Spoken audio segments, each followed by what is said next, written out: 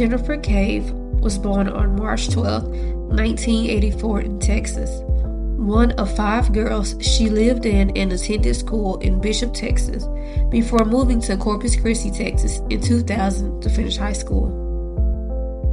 After graduating from Mary Carroll High School in 2000, Jennifer moved to San Marcos, Texas in August to start attending Texas State University for a major in financing. But after only 1 semester, she dropped out because she began to struggle academically. She then moved to Austin, Texas, where she held several waitress jobs. But Jennifer also struggled with drug addiction, and this is the link between her and 22-year-old Colton Aaron Pentoniak, who also attended the University of Texas at Austin. He struggled with drugs as well as alcohol, and people that knew Jennifer stated Colton was her source for drugs. On August 16, 2005, Jennifer showed up to a local law firm that she had gotten a 1-day filing job for, but because Jennifer did such an amazing job, she was offered a full-time position to begin the next morning. Later that day, Jennifer talked on the phone with her mother, roommate, and her ex-boyfriend, sharing the good news about the job. At 8:30 p.m., Jennifer decided to go to bed, and she asked her roommate to make sure she got up in the morning. But an hour later, Jennifer called her friend Michael Rodriguez and told him that she was going to spend some time with a friend named Colton that was having problems. Around 11 p.m., Jennifer and Colton saw some of her friends on 6th Street in downtown Austin. They all sat together and had drinks, and at midnight the group decided to go across the street to the Cheers bar. But right when they got to the door, Colton pulled Jennifer away, and that's when the two were last seen.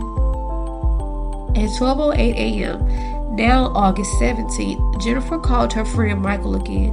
She told him the only people that could help Colton were in jail. Michael would later state that when Jennifer called, she did not sound afraid nor anxious. Before hanging up, Jennifer told Michael she would have to call him back, and so she did an hour later. She described Colton as drunk and angry, but Michael again later stated that when Jennifer called, she did not sound nor seem like anything was wrong or that she needed any help. But this would be the last conversation that anyone other than Colton would have with Jennifer. Later that morning, on August 17, 2005, Jennifer was a no-show for her first official day of work. They called Jennifer's cell phone several times and even sent an office manager to her apartment to leave a note just in case she hadn't made it home yet. But around 3:30 p.m., they still hadn't heard from Jennifer, so her boss, Bill Thompson, called Jennifer's mother in Corpus Christi and informed her that Jennifer had not shown to work. Sharon Cave and Jennifer were very close. The two spoke several times a day, so when she received a call from Jennifer's boss, she became worried.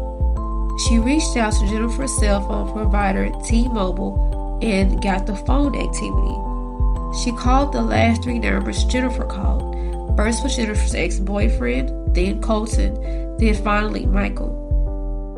Michael shared that the last conversation he had with Jennifer was about Colton. And while they were on the phone, Colton actually called back. He told Sharon that he had not seen Jennifer, but Michael was still on the phone and he told Sharon that he was lying. Back in Austin, Jennifer is already dead and Colton has went to great lengths to cover up her murder. It began at 3 a.m. when Colton went to the apartment several doors down and began rambling to his neighbor, Nora Sullivan, about being in a gunfight with 2 Mexicans and that he had fired 2 shots and may have hit someone. He then asked Nora if he had any blood on him, to which she pointed to a small smear of blood on his forearm. After leaving Nora's apartment, Colton's phone records showed that he texted his girlfriend, 35-year-old Laura Hall, followed by a 13-minute call between the two at 6 a.m. This is the same time Jennifer's boss is calling Sharon. Colton then drove a half a mile from his home to a hardware store. He asked for an 8-inch hacksaw to cut up a turkey. He also purchased masks, ammonia, and other cleaning products.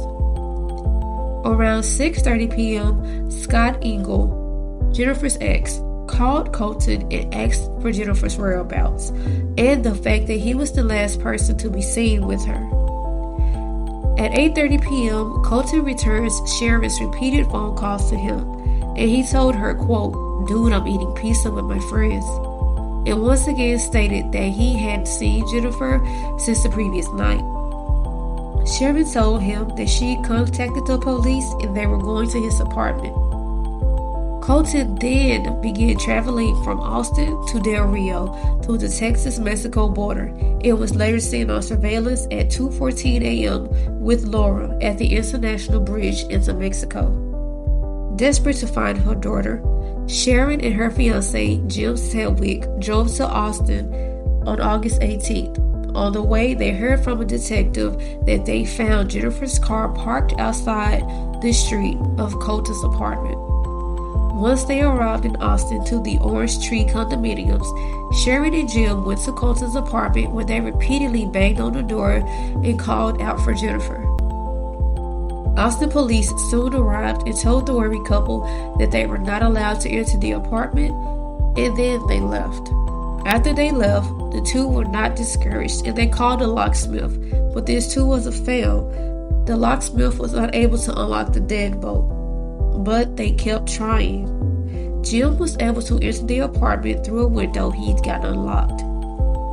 He walked through the dark apartment, making his way to the bathroom, where he found 21-year-old Jennifer Cave's dismembered body in the tub. Her head and both her hands had been severed and placed in a garbage bag next to the tub. After seeing this, Jim immediately ran out of the apartment and called the police. He had to physically restrain Sharon from going to the apartment and seeing Jennifer the way she was left. After Austin police returned, they secured the condo and waited for a search warrant to be signed. Once they were able to go in, they found 2 shell casings on the coffee table as well as Jennifer's body. The autopsy report stated that the cause of death was from a single gunshot wound to the right arm that went through Jennifer's torso and lacerated her aorta before the bullet lodged in her back.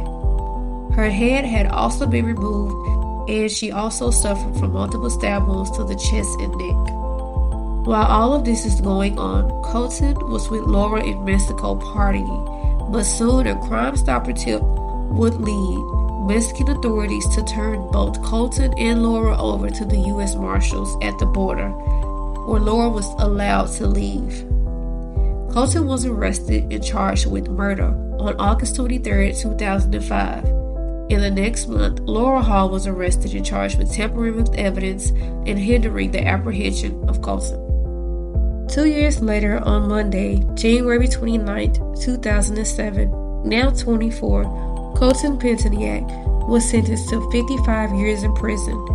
Later, Laura Hall would be sentenced to 5 years for tampering and 1 year for the hindering charge to be served concurrently. However, in 2010, Laura will be resentenced by a Travis County jury to 10 years with time served for the 2 years she already served, and in 2018 she was released on parole.